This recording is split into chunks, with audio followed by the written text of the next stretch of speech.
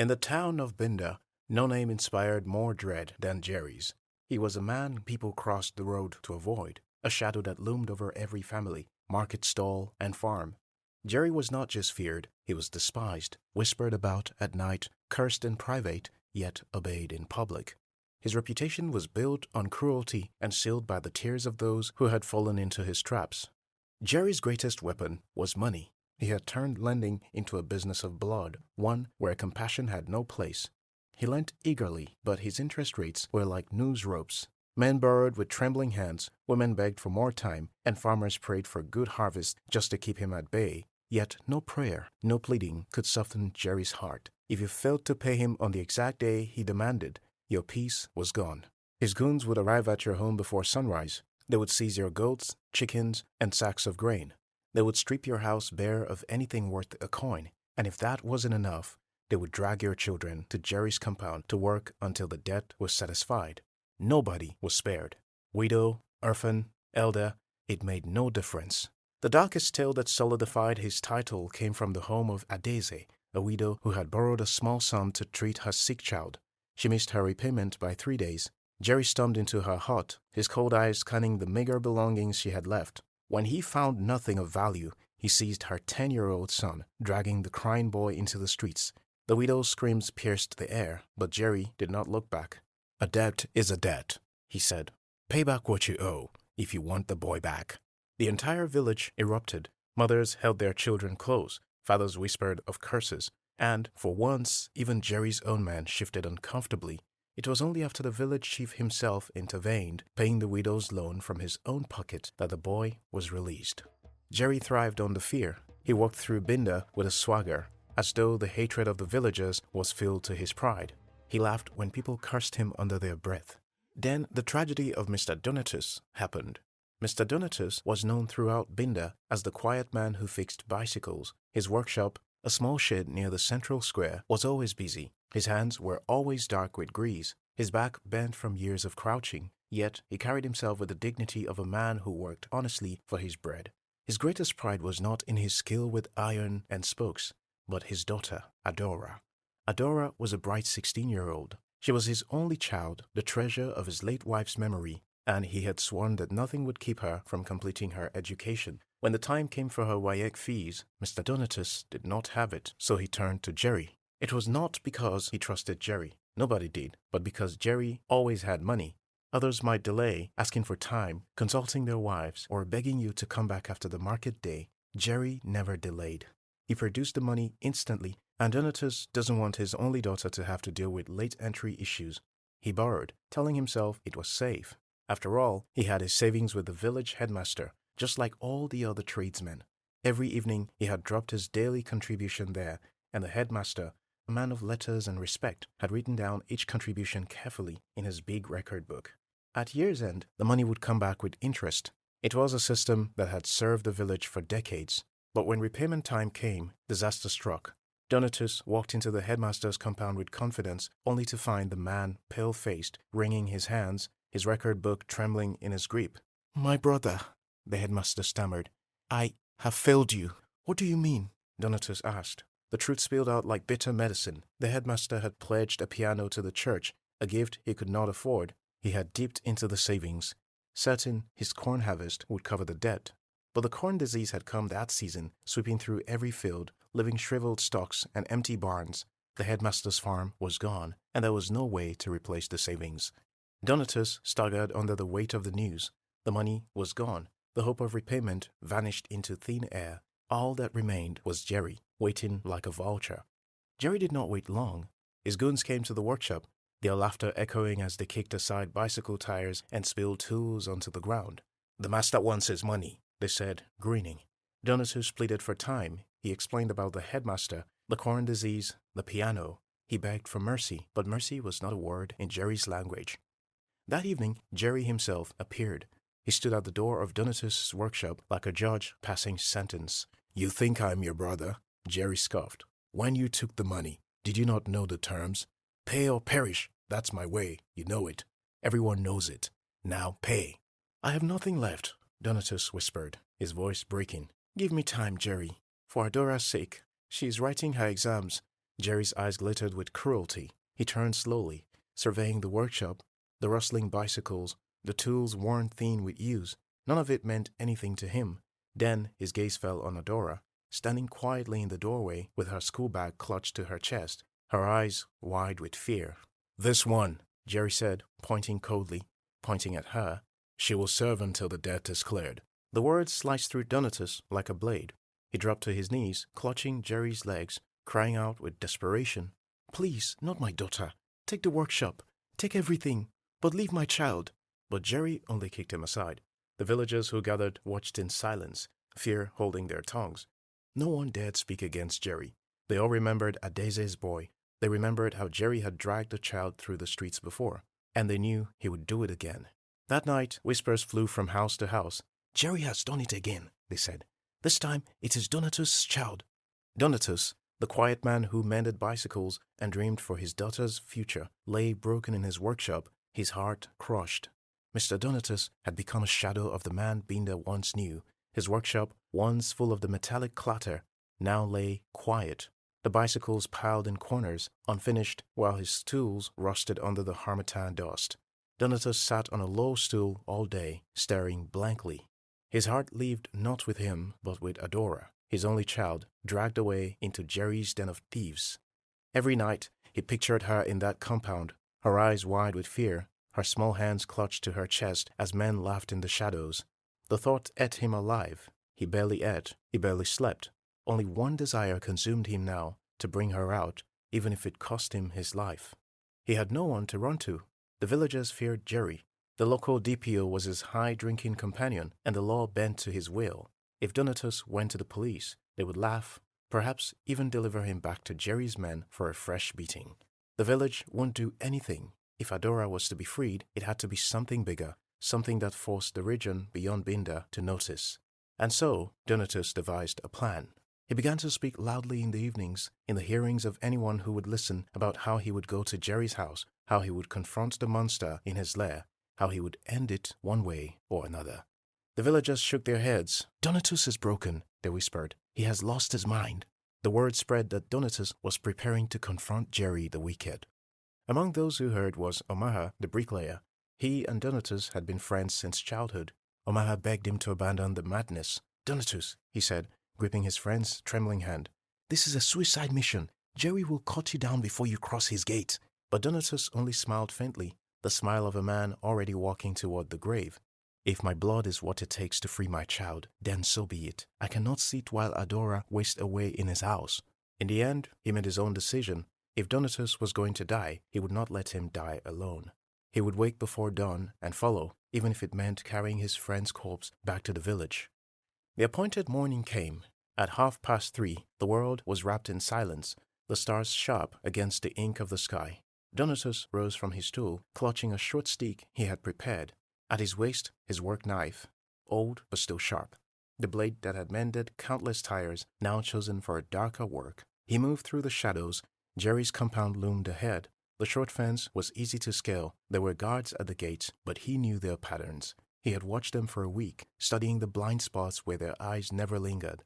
Quiet as a shadow, he crawled over the low wall, his heart pounding but his face set in grim resolve. Inside the compound stretched wide and silent. He took a deep breath, beat into the stick he carried, and without hesitation plunged the work knife into his own side. The pain was white-hot, searing through flesh and bone. His body screamed, but his teeth clamped harder on the stick, choking back the cry that threatened to split the night. His knees buckled. Darkness swam before his eyes, but he held on. He pressed his oversized shirt against the wound, feeling the warmth of his own life leaking fast. His vision blurred. The edges of the world grew dark, but he forced his legs to move, inch by inch, back toward the main door of the house. He no longer cared if the guards saw him. That was the point now, to be seen, to be found, to leave behind a trail that no bribe could cover. Blood soaked his shirt, dripping onto the stones, leaving a crimson path to Jerry's door. His groans rose louder, echoing in the compound as he collapsed heavily against the wooden frame. The sound carried into the stillness of the night. At that same moment, Omaha arrived outside the compound, banging on the iron gate with both fists. "Jerry! Jerry!" he shouted. "What have you done with my friend?" The guards woke with curses stumbling from their hut. "Which of your friends, you fool? Nobody's here." But then one of them, blinking against sleep, saw the dark shape slumped by the door. "Over there!" he cried, pointing. The guards ran forward. Omaha, climbing over the wall, gasped as his eyes fell upon Donatus lying in a widening pool of blood. The scream that tore from Omaha's throat was like nothing the village had ever heard. It was the scream of a man watching his heart shatter. The sound split the night and carried across Binda, yanking men from sleep, pulling women from their mats. Doors flew open. People grabbed sticks, machetes, whatever their hands found. The village surged towards Jerry's compound. Inside, Jerry roused from his chair by the commotion. He opened the door. He seemed groggy. His foot slipped on something wet, and he fell on Donatus' prone body, sprawled across his doorstep. Jerry stumbled, his wrapper soaking in the crimson stain. The sight was enough. The villagers who had rushed in saw Jerry standing over Donatus, his clothes painted with blood. The conclusion was instant. "You killed him!" someone shouted. "Jerry the Wicked has struck again." The crowd roared with rage, raising sticks, clubs, and machetes. The compound filled with their fury. Their chants beating like war drums, they surged toward Jerry, intent on tearing him apart where he stood. For the first time in years, Jerry's swagger faltered. He raised his hands, shouting, "No, I didn't touch him. I swear, I didn't touch him." But no one listened. The tide of vengeance closed in. It might have been his end that night. Jerry the Wicked, torn limb from limb by the very people he had terrorized. If not for the sudden arrival of the local police, his friend, the DPO, had been alerted. The officers fired shots into the air, scattering the villagers, dragging Jerry away in the chaos. But the image remained buried in everyone's eye. Jerry standing in blood at his door, Donatus lifeless at his feet. And though the DPO saved him from jungle justice, Jerry could not wash that stain from his name. For the first time, Binda saw him not as untouchable, but as a man whose evil could be dragged into the light. The case shook Binda to its roots. Even the television stations from town came, their cameras flashing, their voices echoing across airwaves. For the first time, the people of Binda saw Jerry not as untouchable, but as a criminal standing in the dock. Witness after witness took the stand. Some had been beaten by his men, without hesitation, pointed at Jerry and said he killed Donatus. The evidence was thin, but the story was strong. No one could erase the sight of Donatus lying in blood at Jerry's door, or Jerry stumbling out with his clothes stained red. The jury needed little more. The prosecutor's voice thundered through the courtroom. "This man has ruled with cruelty for too long. Let him pay for the blood that cries from the ground." When the gavel struck, Jerry was declared guilty of murder in the first degree. The sentence, death by hanging. The village erupted in jubilation. Drums rolled, songs rose into the night, and women danced barefoot in the dust. "At last," they cried, "Binda is free from Jerry the Wicked." But death did not come quickly. Jerry was taken to prison where order was weak and files were often lost in piles of paper. Days stretched into months, months into years. 10 years passed, and Jerry remained on death row, waiting for his sentence to be carried out. In prison, a priest visited once a week to minister to the condemned. Jerry ignored him at first, sneering whenever the man spoke of repentance. But time is a slow hammer, and isolation wears down even the hardest stone. Slowly, Jerry began to interact with him. "It is ironic," he told the priest, his voice low. "All of them called me wicked for asking for the monies they borrowed. Do I ever bother anybody who repaid me? But now must I die for a crime I did not commit?" The priest listened. He did not argue. He only told Jerry that truth was not always in the verdict of men. "It is better," he said gently, "to die with a clear conscience, even if you are innocent, than to leave this world with your heart unclean." Jerry looked at him long and hard, and for the first time, his eyes softened. Slowly, he began to open the locked chambers of his heart. He told the priest the story no one in Binda had ever heard. After his father died, his brothers stripped the family of everything. His mother worked her fingers to the bone, gathering scraps to feed him. Yet every time she managed a handful of food, she gave it all to Jerry. She starved, shrinking before his eyes, until the light went out of her body. By the time Jerry was old enough to do heavy work, it was too late. She was already broken, crushed from years of toil. He had buried her with his own hands. That day, Jerry swore no one in Binda would ever find mercy in him. If life had denied him and his mother compassion, then compassion would be a stranger in his own dealings. And so Jerry hardened his heart, turning cruelty into his shield. Now, in the silence of his cell, those words echoed back to him, and for the first time in years, Jerry felt the weight of what he had become. Adora had lived with the secret for 10 long years. 10 years of silence, 10 years of pretending that justice had been done. when in truth she knew that the man rotting on death row was not guilty of her father's death.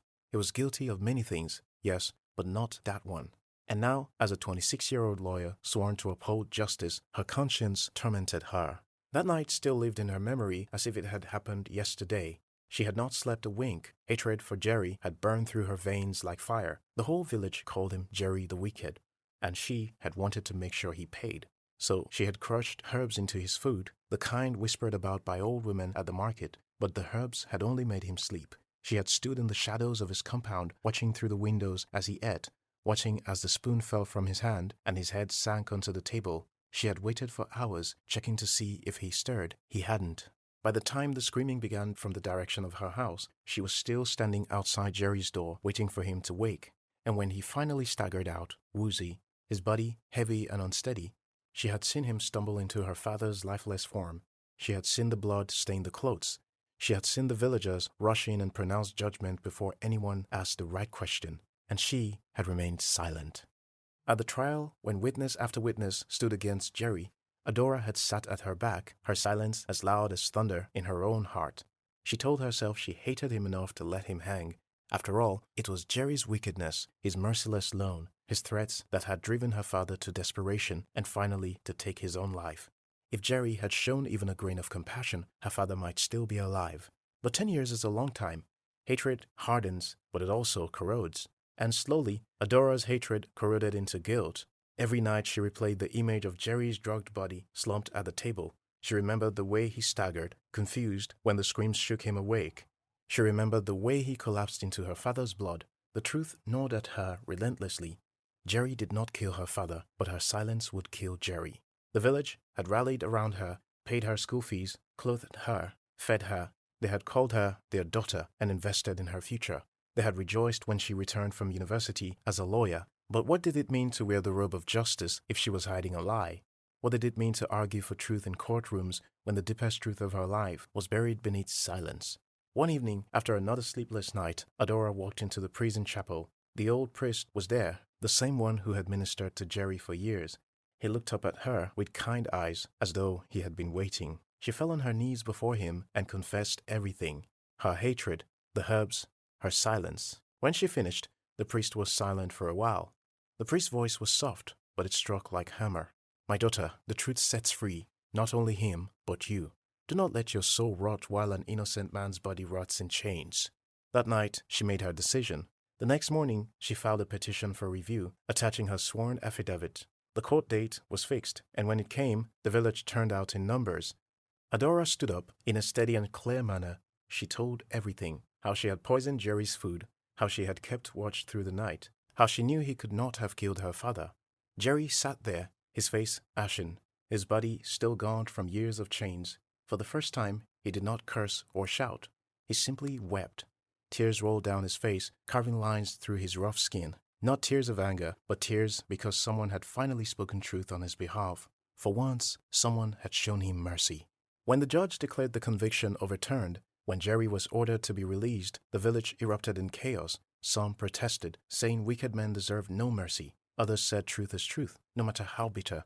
Adora walked out of the courtroom with her head bowed, expecting stones and curses. Instead, she felt a rough hand on her shoulder. She turned, and it was Jerry. Her eyes, once sharp with cruelty, were soft now. His voice was low, trembling. "Thank you for showing me mercy," he said. For the first time in his life, Jerry did not feel the urge to take, to destroy, to crush. He felt something else, an unfamiliar weight in his chest. Gratitude. He walked out of the prison not as Jerry the Wicked, but as Jerry the Redeemed, Jerry the Freed. Broken things, when mended, can become weapons against the very darkness that shattered them. And in Jerry's heart, a seed was planted that day, a seed that would grow into a mission to turn his strength, his cunningness, his ruthlessness into a force for good.